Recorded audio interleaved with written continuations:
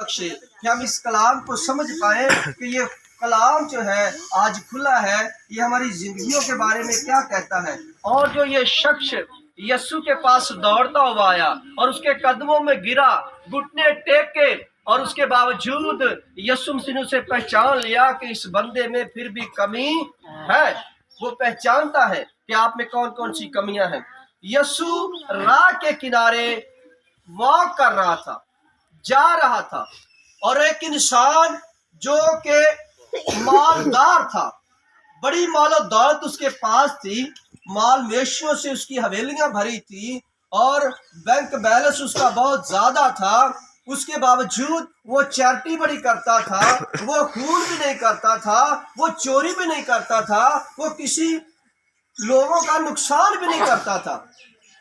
उसके बावजूद वो यस्सु के पास गया इस बात के लिए कि मैं हमेशा की जिंदगी कैसे पा सकता हूँ। आज हम भी यस्सु के पास आए हैं कुछ सीखने के लिए इस कलाम से, कि हम इस कलाम को सुनकर कैसे हमेशा की जिंदगी पा सकते हैं। और यस्सु मसीह ने क्या कहा कि तू इन बातों को जानता है, इन बातों पर अमल करता है। तो उस इंसान ने जो यस्सु के पास आया था, उसने कहा कि ऐ खुदावंद, ऐ रब्बी, मैं बचपन से, मैं लड़कपन से, जब से मैंने होश संभाला है, मैं इन बातों पर अमल करता हूँ। मैं खैर खरीद बड़ी करता हूँ, मैं गरीबों को दान बड़ा करता हूँ, चैरिटी बड़ी करता हूँ, यतीम खानों में अपना रुपया पैसा देता हूँ। लेकिन तू मुझे बता, हमेशा की जिंदगी कैसे पा सकूंगा। अब खुदा जानता है कि आपको किस चीज से सबसे ज्यादा लगाव है। अगर आपने खुदा से ज्यादा किसी और चीज से मोहब्बत की है और किसी चीज से लगाव किया है, खुदा जानता है कि आप ओरिजिनल तरीके से खुदा से मोहब्बत नहीं करते हो। आप झूठे इंसान हो, आप झूठी औरत हो, क्योंकि आप खुदा से मोहब्बत नहीं करते। खुदा जानता है। और यस्सु मसीह ने जानकर उससे कहा कि ये सब कुछ तुझ में दुरुस्त है। सबसे पहले यस्सु मसीह ने क्या किया, उसने नजर की उस पर, बड़ी मुस्कुराहट के साथ उससे कहा कि बेशक तू परफेक्ट है, हर तरह से क्लियर है, लेकिन तुझ में एक कमी है। कौन सी कमी? कि तू अपनी दौलत से बड़ी मोहब्बत करता है। अब तू ऐसा कर, कैसा कर? अब तू ऐसा कर, सारा कुछ बेच डाल, जितने तेरे पास खेत है, जमीन जायदाद है, सारी बेच दे, और क्या कर, गरीबों को दान में दे दे, बांट दे गरीबों को।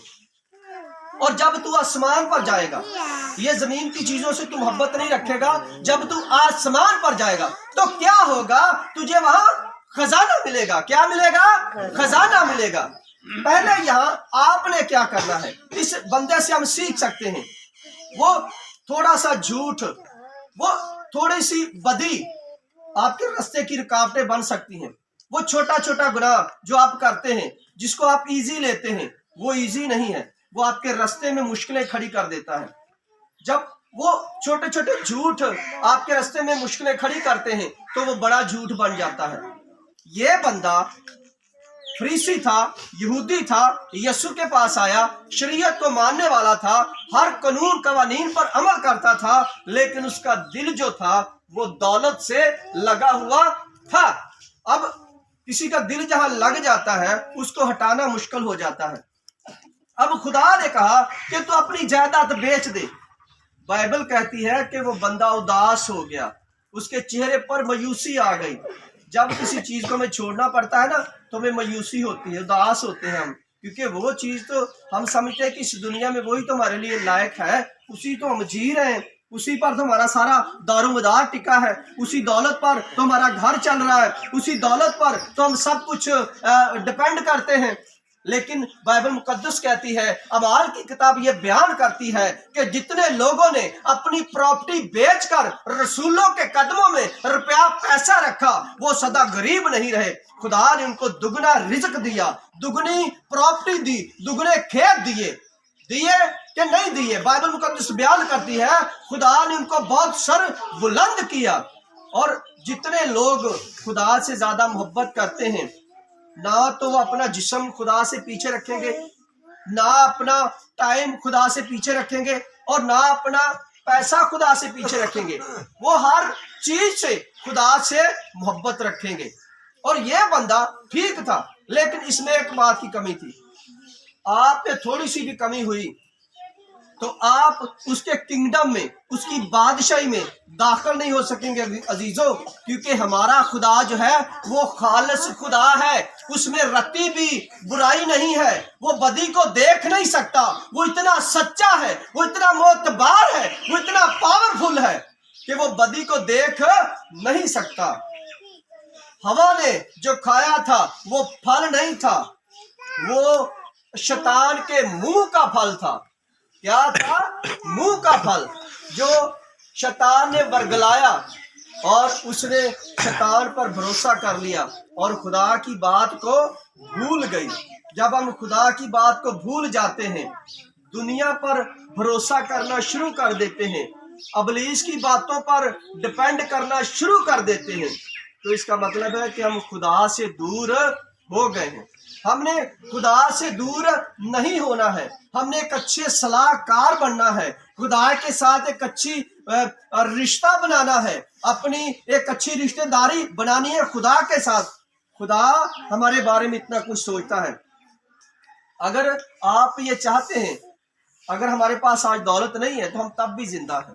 अगर उस इंसान के पास दौलत ना होती तो वो तब भी जिंदा होता, लेकिन क्या हुआ कि उसका दिल लगा हुआ था ना दौलत से, और दिल लगी जो होती है ये बुरी होती है। दुनिया के साथ दिल लगी बुरी होती है, और खुदा के साथ दिल लगाना आपके लिए घाटे का सौदा नहीं है, फायदे का सौदा है। जब आप खुदा के साथ दिल लगाएंगे तो उस अबदी जिंदगी में आपको खजाना मिलेगा, बहुत सारी मौल और दौलत मिलेगी, आपको वहां इज्जत मिलेगी, वहां आपको शोहरत मिलेगी। और अगर वहां फरिश्ते जो खुदा को कदूस कदूस कहकर पुकारते हैं वो आपकी भी ताबेदार होंगे, आप भी बदल जाएंगे, आप भी फरिश्तों की मानत हो जाएंगे। लेकिन क्या हम पूरे तौर तरीके खुदा के साथ जिस तरह खुदा चाहता है वैसे रखते हैं? अगर रखते हैं तो यकीनन हम आगे बढ़ सकेंगे, और अगर हम नहीं रखते तो हम पीछे धकेले जाएंगे, हम गिर पड़ेंगे और हमें उठाने वाला कोई नहीं होगा।